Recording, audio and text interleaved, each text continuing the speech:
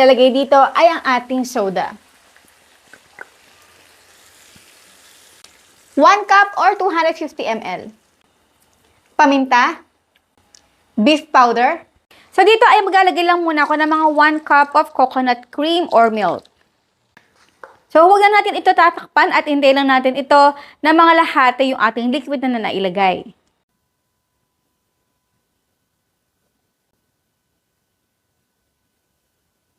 Ayan, at nagmamantikaan yung ating sauce. Ilagay na natin dito yung ating kalamansi or lime.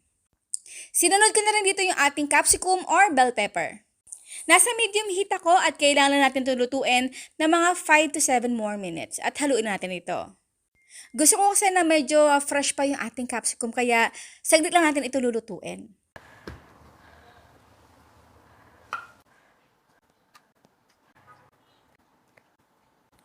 And now is done, our napakasarap na ulam na balon-balunan.